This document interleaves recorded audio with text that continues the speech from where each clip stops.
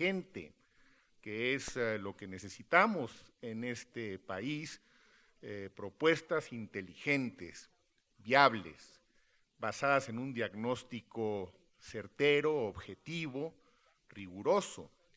Y queda claro, cada quien tiene que sacar sus conclusiones, que lo que falta, entre otras cosas, y que urge, son políticas públicas que puedan recoger todas estas propuestas, todas estas reflexiones que conllevan, independientemente de que coincidamos o no con todas ellas, más de un grano de verdad.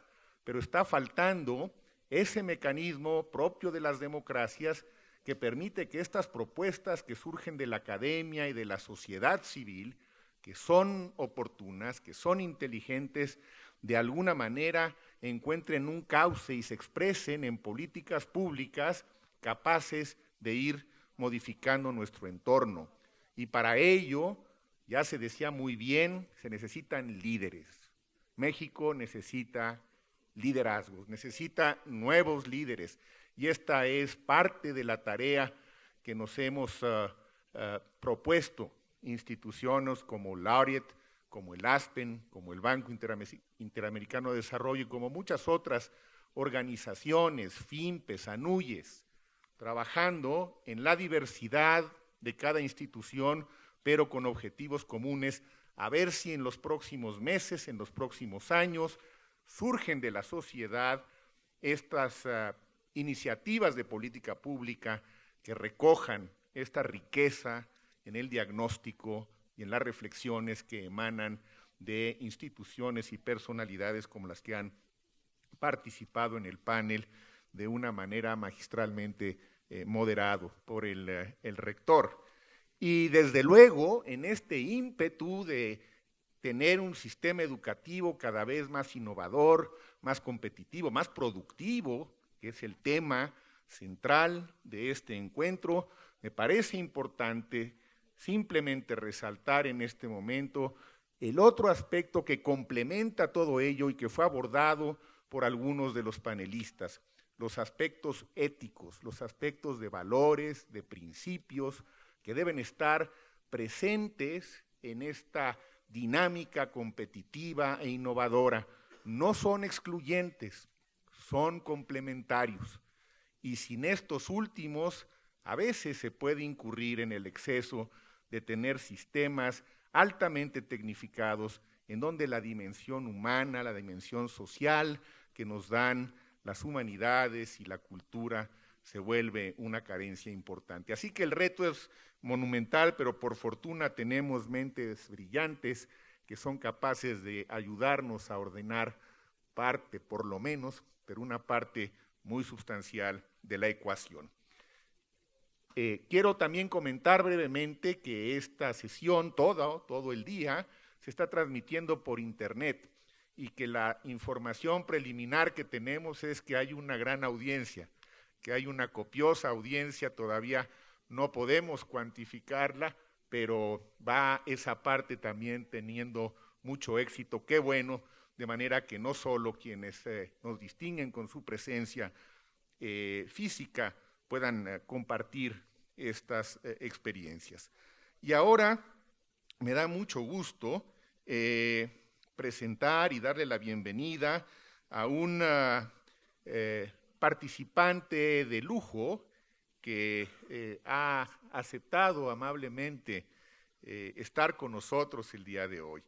Es el jefe de la Unidad de Productividad de la Secretaría de Hacienda, el doctor Ernesto López Córdoba.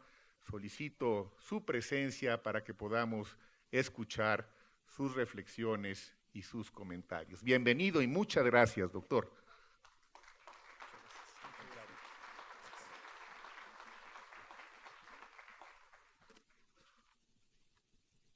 Muy buenos días y antes que nada quisiera agradecer al doctor Juan Ramón de la Fuente y al Aspen Institute, así como a la Red Laureate de International Universities, al Banco Interamericano de Desarrollo, a la Universidad del Valle de México y a la Universidad Tecnológica de México por la invitación a la Unidad de Productividad Económica a participar en este foro y además felicitarlos por este evento que me parece muy oportuno y además de primer nivel. Espero contribuir a las discusiones que se llevan a lo largo del día. Bueno, es para mí un privilegio participar en la reunión. Yo tengo escasos 10 días de estar dirigiendo la Unidad de Productividad Económica. He acompañado a su anterior jefe, a Abraham Zamora, desde su creación, y bueno, me da mucho gusto compartir con ustedes la visión que tenemos desde la unidad, así como desde el gobierno federal en torno a este tema. Bueno, yo voy a dividir mi presentación en dos bloques. Solo tengo 15 minutos para hablar de un tema que es muy vasto, así que, y mi presentación realmente preveía tener un poco más de tiempo, así que algunos de los temas los voy a pasar rápidamente, que creo que no está del todo mal porque dejo espacio para la discusión posterior. Bueno, para comenzar, quiero mostrarles lo que ha motivado la estrategia de elevar la productividad y hacerlo de manera incluyente, lo que hemos llamado la democratización de la productividad. En México, el crecimiento económico ha sido insuficiente para elevar las condiciones de vida de la población de manera sostenida.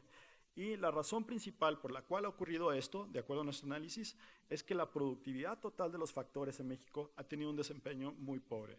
Si vemos la última información de INEGI, las cifras oficiales con una metodología muy robusta, lo que podemos ver es que la productividad total de los factores, la eficiencia con que se utilizan el capital, el trabajo, la energía, los materiales, todos los recursos que tenemos a nuestro alcance, ha caído a lo largo de las últimas 2 décadas. De acuerdo a las últimas 2 cifras de INEGI, la caída anual promedio ha sido de 0.3%. El crecimiento en este periodo en promedio del Producto Interno Bruto ha sido de 3%, 3.1%. Y lo que tratamos de mostrar aquí en la gráfica del lado izquierdo es un ejercicio en el que hacemos una descomposición de qué está detrás del crecimiento. Y sin entrar en mucho detalle, lo que explica este crecimiento básicamente ha sido la acumulación de factores de producción, es decir, la entrada de nuevos trabajadores al mercado laboral, la inversión en capital y el uso de insumos, no la eficiencia con la que se utilizan estos. Y esto de alguna manera es preocupante cuando pensamos en el capital humano de nuestra economía. ¿Por qué? Porque el crecimiento de la fuerza laboral, del factor trabajo, a lo largo de las últimas 2 décadas, explica una parte sustantiva del crecimiento de México. El crecimiento, como mencionaba, fue de 3.1% en promedio, 0.5% o medio punto porcentual de este crecimiento se explica básicamente por la entrada de nuevos trabajadores a la fuerza laboral. Aquí presentamos una descomposición en la que vemos trabajadores según su nivel de escolaridad y según su género. Y lo que tenemos es que en este periodo la mayor contribución vino de los trabajadores con un nivel medio de educación. ¿Por qué? Porque es lo que concentra el grueso de la población de los trabajadores del país, y particularmente los hombres, que representan el grueso de la fuerza laboral. La participación laboral de las mujeres es relativamente o sustantivamente menor que la de los hombres. Esto, si vemos hacia adelante, nos presenta un reto. ¿Por qué? Porque la dinámica demográfica de nuestro país está sufriendo y sufrirá un cambio importante a mediados de la próxima década. El porcentaje de la población en edad de trabajar comenzará a reducirse. Y esto lo que implica es que la entrada de trabajadores a la economía va a ser sustantivamente menor y por lo tanto su contribución al crecimiento, si mantenemos todos los demás factores igual, va a ser menor. Y en esta gráfica lo que mostramos es que durante el periodo 90-2012, como mencionaba yo, la entrada de nuevos trabajadores al mercado laboral representaba medio punto del crecimiento. En un escenario inercial, considerando los patrones demográficos previstos para las próximas décadas, viendo hasta el 2050, la contribución disminuirá sustantivamente, solo a 0.1% o una décima de punto porcentual del crecimiento esperado en las próximas décadas. Esto es preocupante. Aquí hay algo que estamos comenzando a analizar desde en nuestro grupo, que tiene que ver con la inclusión de género. Y lo menciono aquí de manera muy puntual, porque creo que en la medida en que logremos promover una mayor participación laboral de la mujer, esto va a permitir mitigar esta reducción de la dinámica demográfica del país. ¿Qué tenemos que hacer para que esto suceda? Bueno, revisar los esquemas de contratación de las mujeres y otros grupos de la población que les impiden en este momento participar activamente, dotarlas de las habilidades relevantes para participar en la economía y sobre todo en los sectores más productivos de la economía, y este es un punto que toca directamente la discusión de este foro. Fortalecer algunos esquemas de protección social que pueden promover la participación de las mujeres. Por ejemplo, tener guarderías infantiles que le permitan a las mujeres y a la población en general participar en el mercado laboral y obviamente temas de discriminación laboral que existen en el país. Pero aún y cuando esto ocurriera, aún y cuando pudiéramos promover una mayor participación laboral, tenemos el resto por delante de que la contribución de la fuerza laboral al crecimiento va a ser menor. Y aquí hacemos un ejercicio hipotético en el que buscamos cerrar la brecha del ingreso de México respecto a Estados Unidos en la mitad.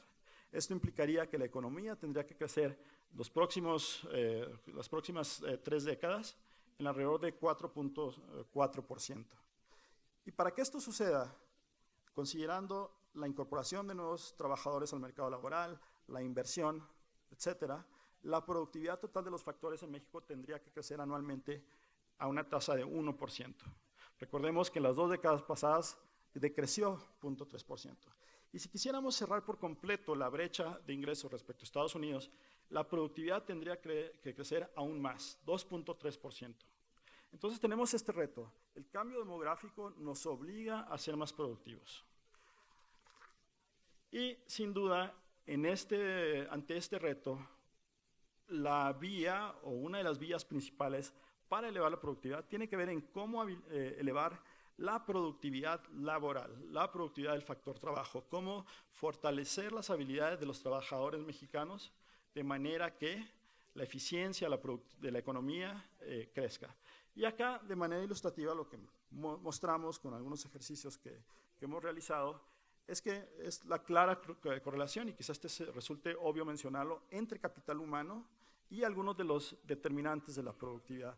Los países o incluso los estados mexicanos que tienen estudiantes de mayor calidad son estados donde la actividad de innovación es mayor.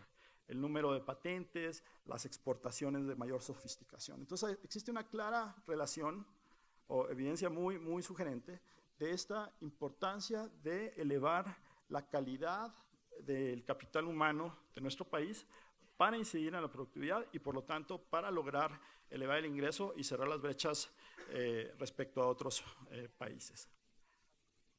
Y bueno, la pregunta es, bueno, ¿qué podemos hacer para que esto ocurra? En primer lugar, tenemos el reto de elevar la calidad de la educación. México ha hecho realmente ha logrado desde 1950 hasta 2010 aumentar la escolaridad de la población de manera sustantiva, en alrededor de 7 años en promedio, que es superior a lo que observamos en otros países latinoamericanos, incluso comparable a lo que ocurrió en Corea durante el mismo periodo. Me estoy refiriendo al incremento en los años de escolaridad, no necesariamente al promedio. Entonces, digo, este es un logro que hay que resaltar. Sin embargo, el reto está en cómo elevar la calidad. Aquí mostramos una gráfica en la que tenemos la distribución de los resultados de los exámenes PISA de la OCDE en México, Estados Unidos y Corea.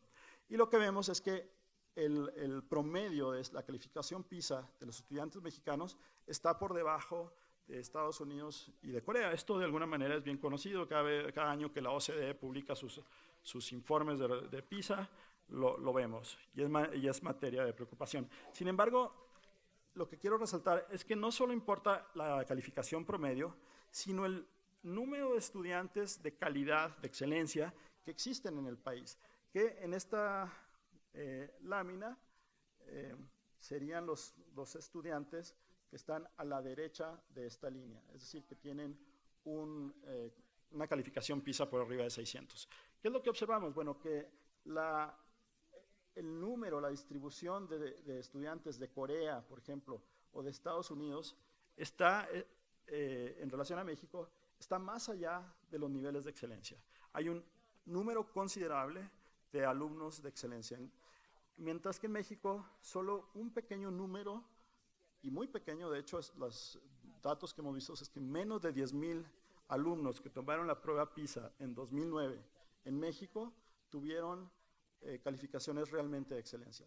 Y esto es importante porque tener un grupo de trabajadores de alta calidad, de excelencia, es lo que permite integrarnos de manera activa en una economía del conocimiento, desarrollar más actividad de innovación, promover nuevas industrias. El segundo reto que enfrentamos para elevar la productividad de los trabajadores mexicanos tiene que ver con que la capacitación para el trabajador realmente llegue a empresas, a sectores que lo necesitan. Y acá lo que mostramos es, por ejemplo, que las microempresas que emplean el 57% de los trabajadores mexicanos solo capacitan al 12% de sus trabajadores. Algo similar, menos dramático, ocurre con las pequeñas empresas, es decir, entre micro y pequeñas que concentran prácticamente el 80% de los trabajadores, la inversión en capacitación es muy pequeña.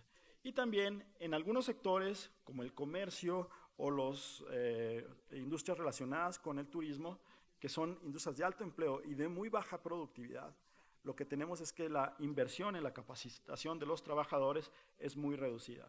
Si queremos elevar la productividad del país en su conjunto, no solo tenemos que apostarle a los sectores de avanzada, a los de alta productividad, sino también a aquellos sectores que emplean a un buen número de trabajadores en el país y que, sin embargo, tienen niveles de productividad muy reducidos.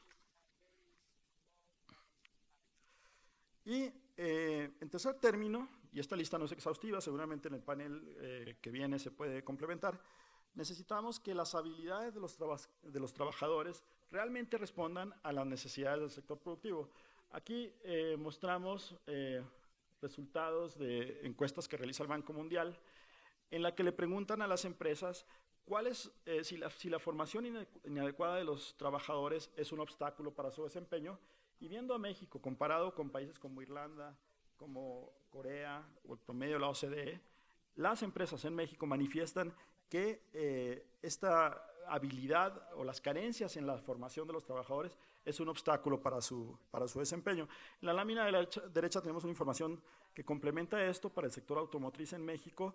Las empresas del sector manifiestan que hay un exceso de oferta de trabajadores poco capacitados, pero cuando se trata de trabajadores de calificación media o alta, las empresas del sector realmente encuentran dificultades para satisfacer sus demandas. Ante este panorama, ¿cuáles son los retos de políticas públicas y de manera muy breve qué es lo que ha venido haciendo el gobierno federal? Bueno, yo resaltaría tres retos importantes. Primero, la construcción de una estrategia como país de formación de habilidades a lo largo de la vida productiva de los trabajadores. Hay algunas experiencias muy interesantes a nivel internacional, como Irlanda, como Corea, que han instituido políticas que ven al individuo, al trabajador, a lo largo de su ciclo de vida y han instrumentado programas que atienden sus necesidades de capacitación en todo momento, desde la educación básica, la educación vocacional, la formación, la capacitación para el trabajo y la capacitación en el trabajo. Esto requiere que tengamos una visión de largo plazo sobre las políticas necesarias para formar un capital humano de excelencia en el país. Hay que reconocer que esto es algo que ha sido escaso en el país. Aquí quisiera resaltar que con la discusión ya aprobada en la Cámara de Diputados y ahora en la Cámara de Senadores de iniciativa de ley de productividad y competitividad, así como la modificación a la ley de planeación, se introduce una visión, un requerimiento de que las políticas públicas tengan esta visión de largo plazo que nos permita construir este tipo de agendas, no solo en capacitación laboral, en innovación, en otros temas, pero que tengamos una visión de largo plazo hacia dónde queremos llegar como país. Como segundo reto está la coordinación necesaria entre el sistema de formación de habilidades en el país, que de por sí es complejo en cualquier escenario. ¿Por qué? Porque participan distintas